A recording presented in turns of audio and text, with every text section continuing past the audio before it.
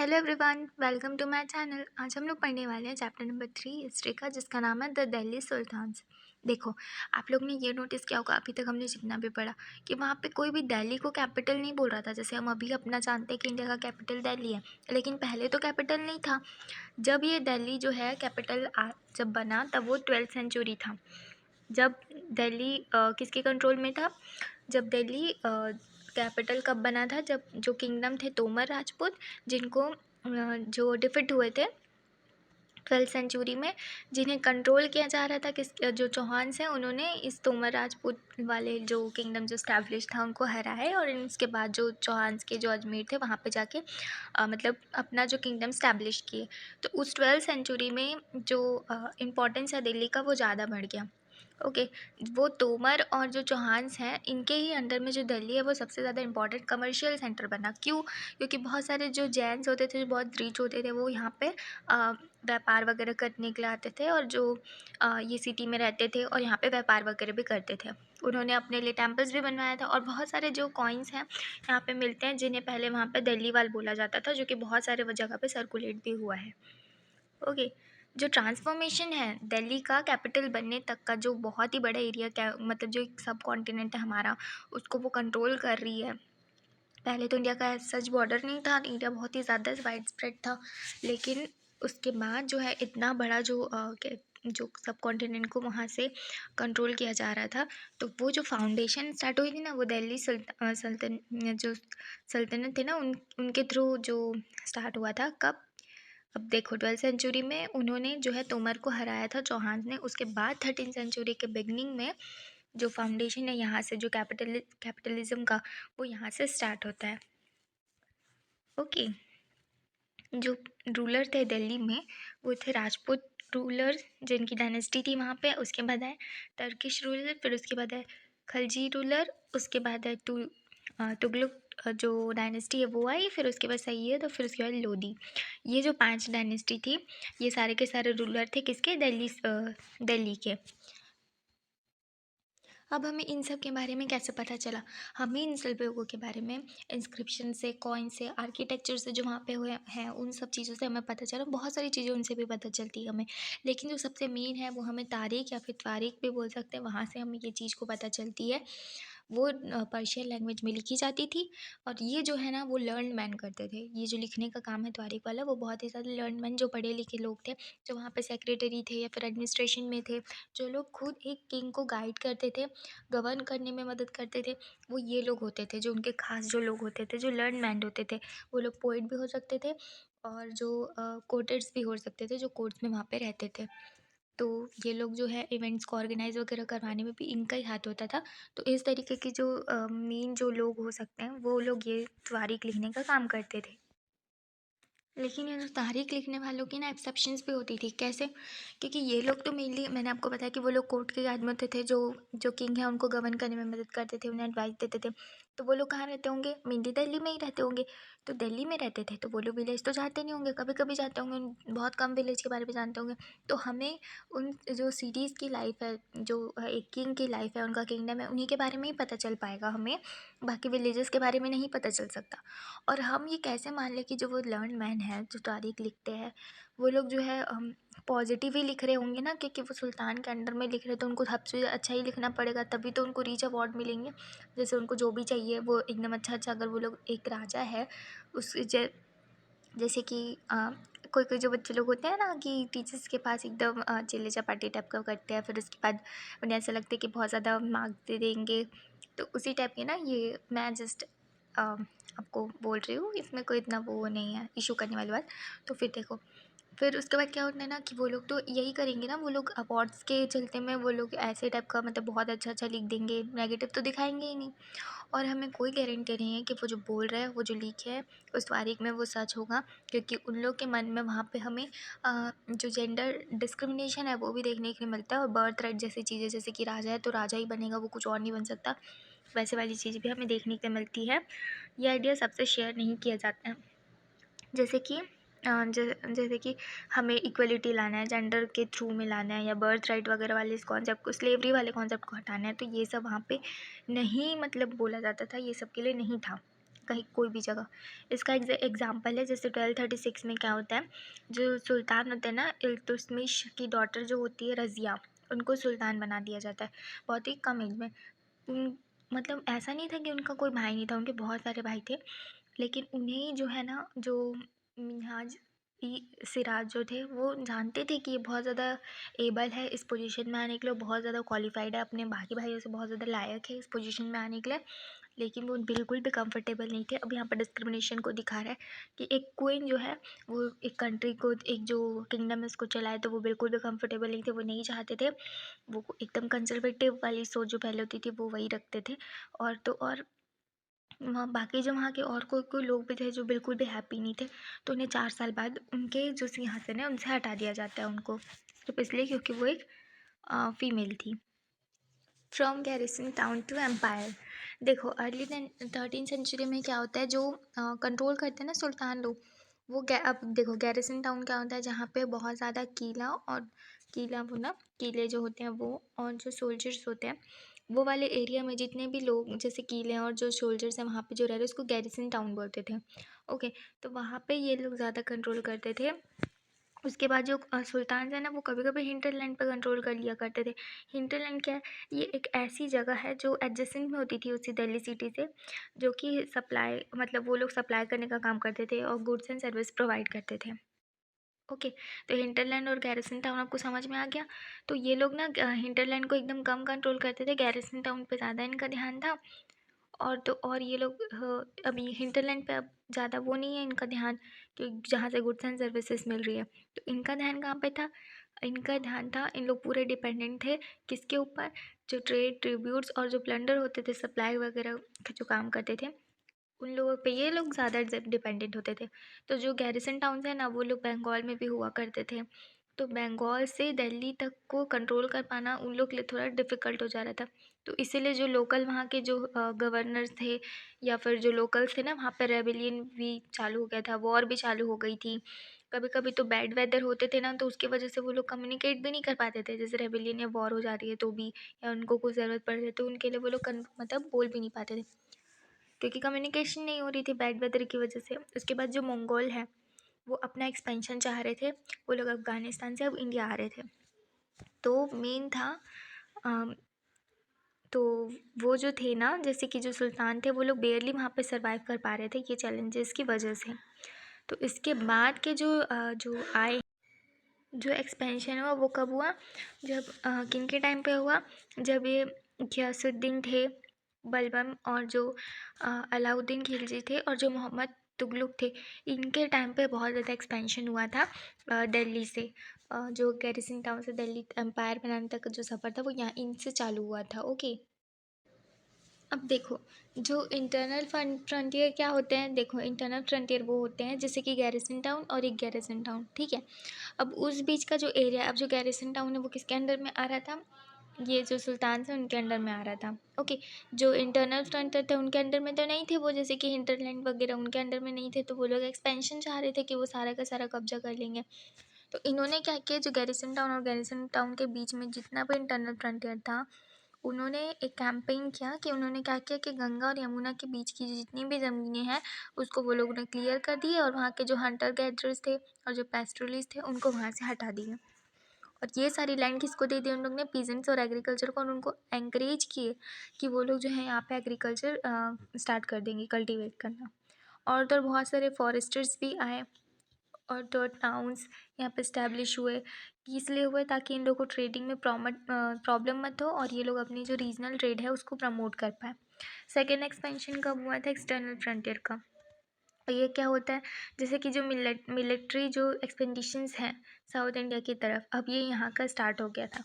तो अलाउद्दीन खिलजी थे, इन्होंने वहाँ अपने ही टाइम में, अपने रेन के टाइम में इन्होंने स्टार्ट किया था, और इसके बाद जो है मोहम्मद तुगलक, इन्होंने इसे कंटिन्यू किया था। और इनका जो कैंपेन था, तो जब इन्होंने ये किया तो उसके बाद इन्होंने बहुत सारी चीज़ें, बहुत सारे लोगों को कैप्चर किया था, जैसे आर्मीज़ के थ्रू इन्होंने एलिफेंट, हॉर्स, स्लेव्स और बहुत सारे जो मेडल थे उनको इन्होंने कैप्चर कर लिया था। और फिर जब एंड होने आता है, और फिर जब एंड होने आता है किसका, मोहम्मद तुल्लुक का। तो इस तुल्लुक में, तो इसमें क्या होता है कि जब इनके रेन के टाइम में जब इनका एंड होने आता है, ये जो इनका मतलब था, फिर उसके बाद क्या होता है कि जो आर्मी है दिल्ली सल्तनत की, वो लोग मार्च कहाँ पे करते, पूरे सब कॉन्टिनेंट को कब्जा करने के लिए।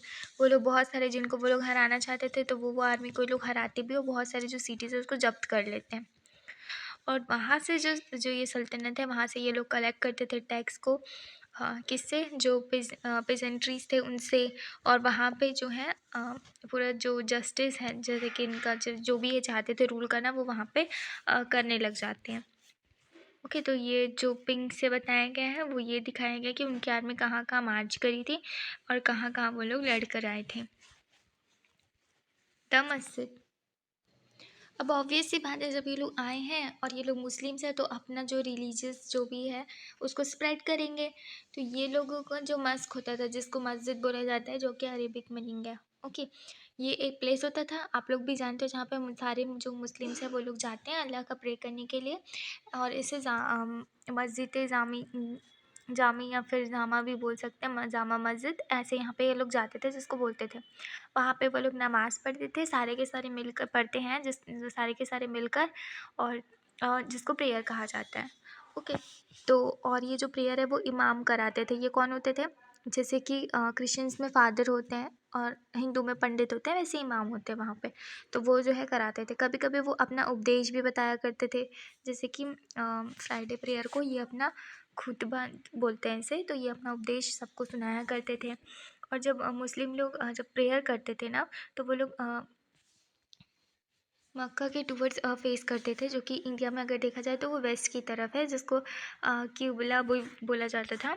तो ये वहाँ पे अपना फेस उस वर्ड करके वहाँ पे अपना प्रे करते थे। और जो दिल्ली सुल्तान थे ना, वो लोग क्या थे, वो लोग ना बहुत सारे जो मस्क है उसको बहुत सारे जगह में बनाए थे। इंडिया के सब कॉन्टिनेंट में वो लोग बहुत सारी जगह में बनाए थे। वहाँ पे वो लोग ऐसा क्लेम करते थे, ऐसा दिखाते थे कि वो लोग जो है इस्लाम और जो मुस्लिम्स हैं उसके प्रोटेक्टर्स हैं। ओके, वही रहेंगे तब भी वो लोग प्रोटेक्ट कर पाएंगे। इस तरीके से वो लोग रिलीजियसली भी ऐसे प्लान करते थे। और जो मॉस्क है ना, वो लोग बहुत सारे, मतलब एक वो मॉस्क जिसमें सारे मुस्लिम कम्युनिटी के लोग आ रहे हैं, तो वो एक सेंस डिलीवर करता था कि वो लोगों का एक कम्युनिटी बन गया है करके। ओके, जहाँ पे वो लोग अपना जो शेयर करते थे बिलीफ सिस्टम को, उनका कोड ऑफ कंडक्ट भी होता था। और जैसे कि बहुत सारे मुस्लिम्स आते थे, बहुत अलग अलग बैकग्राउंड से भी होते थे वो लोग, तो वो वहाँ पे आया करते थे। अब देखो, इतना जो वास्ट दिल्ली है, जो दिल्ली सल्तनत है, उसको चलाने के लिए भी तो बहुत सारे गवर्नर्स की मदद चाहिए होगी, और बहुत सारे एडमिनिस्ट्रेटर्स की ज़रूरत चाहिए होगी। तो इसीलिए वहाँ पे अब लोगों को गवर्नर बनाने की ज़रूरत आ गई थी। लेकिन वो लोग क्या करते थे, जो स्लेव्स होते थे, जैसे जो जो आदमी को वो लोग ख़रीद रहे हैं, उनको वो लोग पॉलिटिकल ऑफिस में जाके बैठा देते थे। उन्हीं को वो लोग से सारा काम करना पड़ता था। मतलब वो लोग बहुत हाई पोजीशन में आ जाते थे। कौन, ऑर्डिनरी स्लेव लोग। अब आप लोग के मन में ये क्वेश्चन आ रहा होगा कि वो अपने जो फैमिली है उनको क्यों नहीं बनाते थे, वो लोग इनको क्यों बनाते थे। उनको वो लोग अपने फैमिली मेम्बर्स को या अपने किसी क्लोज को इसीलिए नहीं बनाते थे क्योंकि वो लोग करप्ट कर सकते हैं। ओके, अगर वो लोग अच्छे पोजीशन में बैठ गए हैं तो वो लोग बहुत ज़्यादा जो है करप्शन कर सकते हैं। या फिर वो लोग, जैसे हमने जो समानता थे, जो लोग महासमान जो थे, उन लोग के बारे में देखे थे कि वो लोग खुद ही अपने जो किंग हैं, जिनके ऊपर वो लोग ओवरलॉर्ड थे, उन्हीं के ऊपर वो लोग अटैक करके उनका पोजीशन ले लेते। तो इसी डर से वो जो है अपने जो खास लोगों को नहीं बनाते थे वो लोग, वो बनाते थे, स्लेव्स को अपॉइंट करते थे। और उन्हें और उन स्लेव्स को अच्छे से मिलिट्री सर्विस भी प्रोवाइड करवाते थे, जैसे कि उनको सब चीज़ सिखा दिया जाता था। स्पेशली ये रज़िया के पापा जो थे, जो इल्तुतमिश थे, उनके द्वारा ये जो है, उनके थ्रू ये जो सिस्टम है वो चालू किया गया था, जिसको बंदागान भी बोलते हैं। और ये जो है पर्शियन में बोलते थे बंदगान। ये जो नाम है वो पर्शियन नाम है। ओके, उन्हें अच्छे से ट्रेन किया जाता था। उन्हें जो इम्पोर्टेंट पॉलिटिकल ऑफिस थी वहाँ पे उन्हें उनका हेड बना दिया जाता था या ऑफिसेस बना दिया जाता था। तो इससे क्या होता था ना, वो जो जो भी किंग है, उनके ऊपर ये लोग फुली डिपेंडेंट रहते थे, क्योंकि अब जो एक स्लेव को, जिसने कभी सोचा नहीं, उसको एक बड़ी पोजीशन पे जो इंसान लाएगा तो ऑब्वियसली वो उसको लॉर्ड मानने लगेंगे। तो वो लोग भी इस तरीके से जो सुल्तान है उनका ट्रस्ट भी मतलब बना रहता था इनके ऊपर में, और वो लोग पूरी तरीके से जो सुल्तान से उनके ऊपर में डिपेंड रहते थे। जो खिलजीज और जो तुगलक थे ना, तगलुक्स थे, उन्होंने भी ये जो है कंटिन्यू किया बंदगान सिस्टम को। और वो लोग जैसे कि जो क्लाइंट होते थे, जो हाई पॉलिटिकल पोजीशन होते थे, तो यहाँ पे वो लोग जो जिसको भी अपॉइंट कर देते थे, तो वो लोग उन लोग बहुत ट्रस्टेड होते थे। वहाँ पे इनको general and governor, as general and governor उनको अपॉइंट कर दिया जाता था। लेकिन इससे ना पॉलिटिकल इंस्टेबिलिटी भी जारी थी। जैसे कि अब स्लेव को बैठा दिया, इसका मतलब ये नहीं कि सब कुछ बहुत अच्छा जा रहा है। पॉलिटिकल इंस्टेबिलिटी भी वहाँ पे रहती थी। ओके। जो स्लेव्स और क्लाइंट थे, वो लोग लॉयल होते थे अपने मास्टर्स और पैट्रॉन से, पर उनके हायर से नहीं। जैसे कि कैसे, अब मैं ये आपको स्टेटमेंट समझा रही हूँ, बहुत ही इंपॉर्टेंट है। कि जो स्लेव्स थे ना, अब मैंने आपको ख़रीदा है, एज एग्जांपल दे रही हूँ मैंने आपको ख़रीदा है, तो आप मेरे, अब मैंने आपकी लाइफ बदली है। एज एग्जांपल मैंने आपकी लाइफ बदली, मैंने आपको एक बहुत अच्छे ऑफिस में बैठा दिया है, आप वहाँ पे काम कर रहे हो, तो आप मेरे टूवर्ड्स लॉयल रहोगे। लेकिन क्या गारंटी है कि कल अगर मेरा कोई बेबी है तो आप उनके टूवर्ड्स रहोगे? तो ऐसा वहाँ पे नहीं हो रहा था। जो लॉयल्टी है ना, वो सिर्फ उनके मास्टर तक ही सीमित थी, वो उनके बच्चों तक सीमित नहीं थी। जैसे कि अभी मैंने किसी को स्लेव को खरीद लिया, तो वो नेक्स्ट टाइम मेरे बच्चों के लिए भी लॉयल रहेगा, ऐसा वहाँ पे कुछ भी नहीं था। तो इससे क्या होता है, इस रिज़ल्ट से क्या होता है कि वहाँ पे बहुत ज़्यादा कॉन्फ्लिक्ट आने लग जाता है। ओके। जो इसी चलते में जो बहुत सारे जो पर्शियन तारीख जो थे ना, वो लोग क्रिटिसाइज़ करते थे इसको। जो बंदकान सिस्टम था उसको ये लोग क्रिटिसाइज़ करते थे। क्यों करते थे? क्योंकि उन्हें ऐसा लगता था कि जो लो बेस, मतलब कि जैसे कि कास्ट बोल सकते हो, जैसे कि कोई भी कुक हो गए, या फिर जो भी, मतलब जैसे कि गार्डनर हो गए, तो वो लोगों को बड़े बड़े पोजीशन पे बैठा दिया जाता था। तो ये लोग क्रिटिसाइज़ करते थे कि जो लो बेस के हैं, लो बेस में बॉर्न हुए, उनको ऐसे हाई सोसाइटी में आप कैसे बैठा सकते हो, हाई ऑफिस, इतने बड़े बड़े काम आप कैसे दे सकते हो। ओके। पहले की तरह ही जो सुल्तान्स होते थे, जैसे कि खिलजी और तुगलक, इन लोग ना क्या करते थे, इन लोग अपॉइंट करते थे मिलिट्री कमांडर्स को, और तो और गवर्नर्स को उनके एरिया में। जैसे कि हर एक पर्टिकुलर एरिया साइज़ के अकॉर्डिंग उनका एक गवर्नर होगा। ओके। उसके बाद ना उस लैंड को जहाँ पे वो गवर्नर है, और उसको जितना एरिया दे दिया गया है गवर्न करने के लिए, उसको इक्ता बोलते थे। ओके। और जो ये जैसे कि लैंड होल्डर होते थे, उनको इक्तादार बोलते थे या फिर मुक्ति बोलते थे। इन जो इक़्तिदार हैं, उनकी ड्यूटी क्या होती थी कि वो लोग ना मिलिट्री कैंपेन्स को देखेंगे, और तो और लॉ और ऑर्डर को मेंटेन करेंगे उनके एरिया में, जिसको हम इक्ता बोल रहे हैं ना, जो उनका एरिया था, जो उनको दिया गया था, वहाँ पे वो लोग लॉ एंड ऑर्डर को मेंटेन करेंगे। इसके बदले में उन्हें मिलिट्री सर्विसेज भी प्रोवाइड करनी होगी, और इन्हें जो है सैलरी के तौर पे ये सब जो प्रोवाइड करवा रहे हैं ये लोग, उसके बदले में इन्हें सैलरी के तौर पर रिवेन्यू कलेक्ट करने दिया जाता था, और उससे से वो लोग अपनी सैलरी भी रख लेते थे, और वो सोल्जर्स को भी इसी के थ्रू पे कर देते थे। लेकिन जो इक़्तिदार हैं उनके ऊपर ना कंट्रोल करना बहुत ज़्यादा इंपॉर्टेंट था, क्योंकि रेवेन्यू का अगर पूरा उनके ऊपर में आ गया, इसका मतलब वो लोग पूरे पावरफुल हो जाएंगे। जैसे कि हम लोग वो जो समानता थे उन लोग का देखे थे कि ओवरलॉर्ड को अपने थ्रू कर दे रहे थे वो। ओके। तो इस हिसाब से वो लोगों के ऊपर कंट्रोल करना भी ज़रूरी था, क्योंकि मिलिट्री कैंपेन भी वही देख रहे थे। इसीलिए उनका क्या है, बार बार ट्रांसफ़र होते रहता था, ताकि वो एक जगह पे ना रह पाए, और तो और जो उनकी पोजीशन थी ना, वो इनहेरिटेबल थी। ओके। उसके बाद क्या होता है, जब रेन चल रहा था अलाउद्दीन खिलजी और मोहम्मद का, तो उन्होंने उसी टाइम पे अकाउंटेंट्स को भी अपॉइंट किए थे एक एक स्टेट्स पे। ये लोग रेवेन्यू को कलेक्ट जो करते थे ना, इक़्तिदार उसको देखते थे अच्छे से कि कलेक्ट जो है, जैसे रेवेन्यू है एडिशनल कुछ और चीज़ पे तो कलेक्ट नहीं हो रहा है ना, इन लोग कुछ ऐसा फ्रॉड टाइप का तो नहीं कर रहे ना, तो उनको देखने के लिए अपॉइंट किया जाता था अकाउंटेंट्स को। अब जैसे जैसे जो दिल्ली सुल्तान से उनके अंडर में जो गैरिसन था, उनके अंडर का जो एरिया था, जैसे हिंटरलैंड, वहाँ पे ये लोग अपना कब्जा जमाने के लिए लग गए थे, तो अब इनके वो लोग कंट्रोल भी करने लग गए थे हिंटरलैंड को।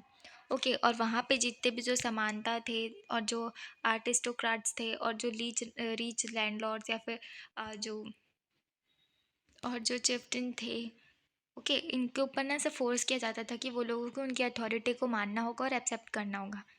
ठीक है। जब अलाउद्दीन खिलजी है ना, उन्होंने मतलब पहले क्या होते थे, जो वहाँ के लोकल चिफ्टन होते थे ना, वो लोग क्या करते थे, कलेक्ट कर लेते थे रेवेन्यू को।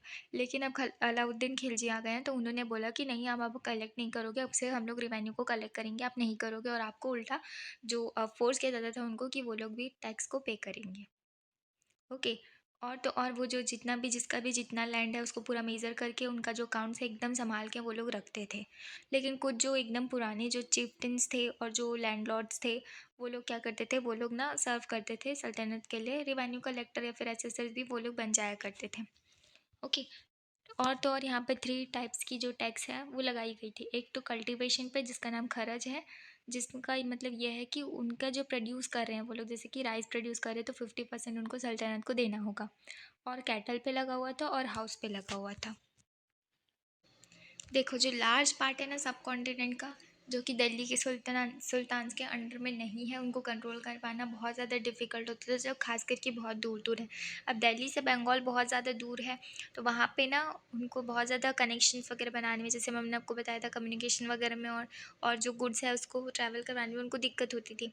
इसीलिए उनको ज़रूरी था कि वो लोग बाकी एरिया को भी जीतेंगे, तो वो लोगों ने साउथ इंडिया को भी कब्ज़ा कर लिया था, और पूरा रीजन जो है इंडिपेंडेंट बन गया था। और तो और जो गंगेटिक प्लेन है, और जहाँ पे फॉरेस्टेड एरिया था, वहाँ पे सुल्तान्स ने फोर्स किया कि वहाँ पे पेनिट्रेट नहीं कर सकते। ओके। जो लोकल जो चिफ्टन्स थे ना, उन्होंने अपना रूल स्टैब्लिश करने की कोशिश करी उनके एरिया में। तो कभी कभी जो रूलर होते थे अलाउद्दीन खिलजी एंड तुगलक, वो उनको फोर्स करते थे कि वो उनके कंट्रोल में आ जाए, कि आप लोग हमारे अंडर में आ जाओ, लेकिन वो लोग नहीं आते थे। अगर होता भी था तो ये बहुत शॉर्ट ड्यूरेशन के लिए होता था। जो मंगोल के जंगीज़ खान थे, जिनके अंडर में मंगोल था, वो लोग क्या कर रहे थे, अब वो लोग इंडिया घुस रहे थे, कहाँ पे, नॉर्थ ईस्ट ईरान साइड से 1219 में। ओके। और दिल्ली सुल्तान को इसको फेस करना पड़ा था, जो मंगोल जो ने अटैक किया था दिल्ली सल्तनत पे। तो ये जो इंक्रीज़ कब हुआ, वैसे तो वो लोग अटैक कर ही रहे थे, लेकिन इंक्रीज़ हुआ अलाउद्दीन खिलजी और जब वो early years of Mohammad Tughlaq के टाइम में, जब ये लोग रूल कर रहे थे। ओके। ये फ़ोर्स कर रहे थे दोनों रूलर को कि वो लोग अपनी स्टैंडिंग आर्मी बनाएंगे दिल्ली पे, और वो लोग जो है उनके लिए बहुत ज़्यादा ह्यूज चैलेंज था एडमिनिस्ट्रेटिव को संभालने के लिए। अब हम लोग ये देखते हैं कि अगर जंगीज़ खान से ये लोग कैसे बचते हैं या नहीं बचते हैं, और कैसे ये लोग इस तरीके से लड़ते हैं और इससे बाहर निकलते हैं। पहले हम अलाउद्दीन खिलजी के बारे में देख लेते हैं। जब मंगोल ने यहाँ पर जो दिल्ली पे अटैक किया था 2 बार, 1219 में और 1300 तक, और जो 1302 से 03 तक, यहाँ पे ये लोगों ने अटैक किए थे 2 बार, कब, दिल्ली में। तो उन्हें उनसे बचने के लिए उनसे डिफेंस चाहिए होता है अलाउद्दीन खिलजी को, तो वो अपनी स्टैंडिंग आर्मी को रेस करते हैं। अलाउद्दीन खिलजी ने बहुत सारे गैरिसन टाउन भी बनाए थे, जिसका नाम उन्होंने शीरी रखा था। वहाँ पे बहुत सारे सोल्जर्स रहते थे। इन्हें अब ना फीड करने की भी ज़रूरत थी। अब ये लोग इतना लड़ रहे थे, उन्हें खाना और सैलरी भी तो देनी पड़ेगी ना। तो मैंने आपको बताया था वो अ, जिसका नाम था खरज टैक्स।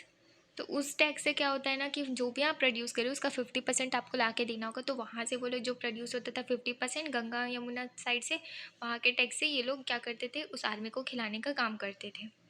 अब सोल्जर्स को पे भी करना पड़ेगा, तो उन्होंने सोल्जर्स को एकता के बजाय इन्होंने क्या देना पसंद किया, कैश सैलरी देना पसंद किया।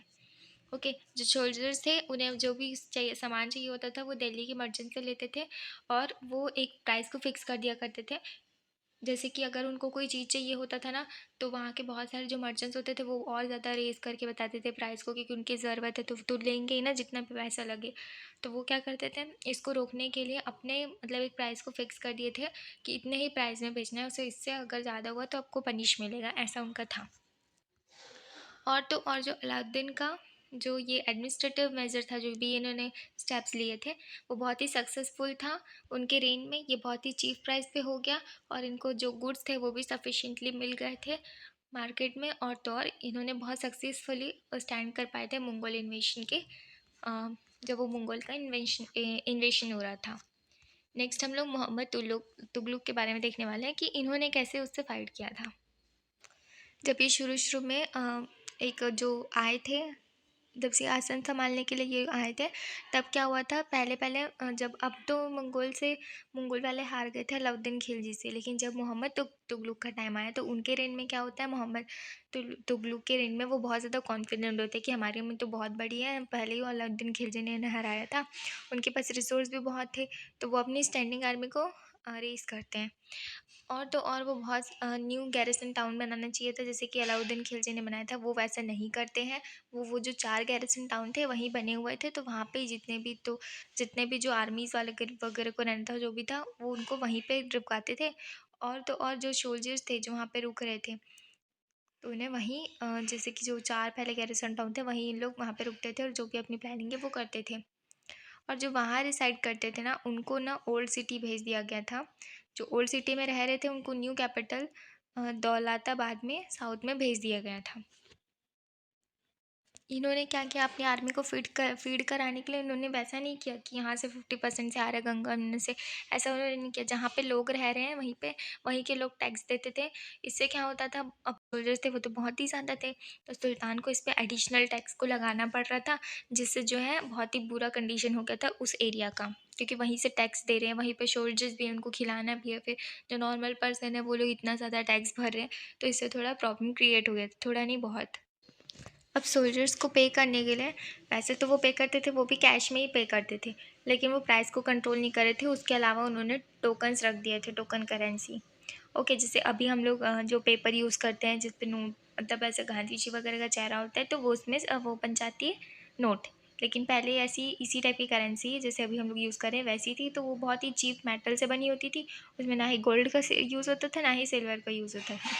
तो 14th सेंचुरी में अब हमारा इंडिया तो बहुत ज़्यादा अमीर था, बहुत ही ज़्यादा, ओके, जिसे सोने की चिड़िया कहते थे।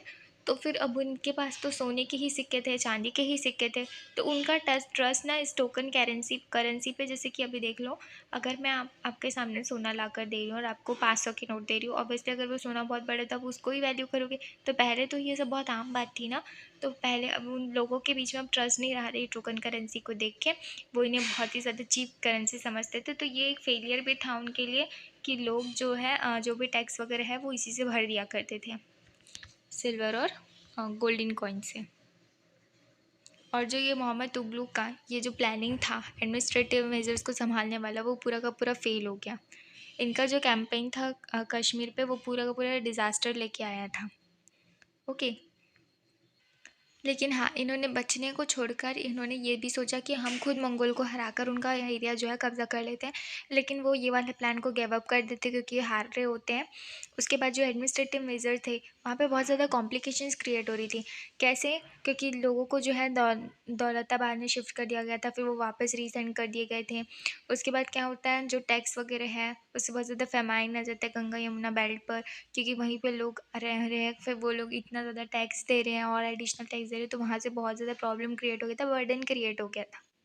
और फाइनली जो है टोकन करेंसी को रिकॉल कर दिया गया था। फेलियर के बाद भी लेकिन एक चीज़ बोल सकते हैं कि इतने सारे कैंपेन हुए, किसी ने मंगोल के टेरिटरी को कब्जा करने का नहीं सोचा था, कैप्चर करने का। लेकिन हाँ, मोहम्मद तुगलक के फेलियर तो थे, लेकिन वो ऐसे फर्स्ट टाइम था मतलब हिस्ट्री में जो किसी सल्तनत में किसी ने जो है मंगोल की टेरिटरी को खुली चुनौती देकर उससे लड़ने की कोशिश की होगी और उनका जो है एरिया है उसको अपने अंडर में लेने का सोचा होगा। क्योंकि अलाउद्दीन जो खिलजी थी उन्होंने ये सोचा था कि वो बस अपने आप को डिफेंड करेंगे, उनसे लड़ेंगे नहीं, वो अपने आप को बस बचा कर रखेंगे। अब हम लोग 15 और 16 सेंचुरी का सीन देख लेते हैं, सेंचुरीज़ का। ओके, देखो, जो तुगलक थे, जो सैयद थे, लोदीज थे, इन लोगों ने दिल्ली और आगरा में भी रूल किया कब, 1526 तक।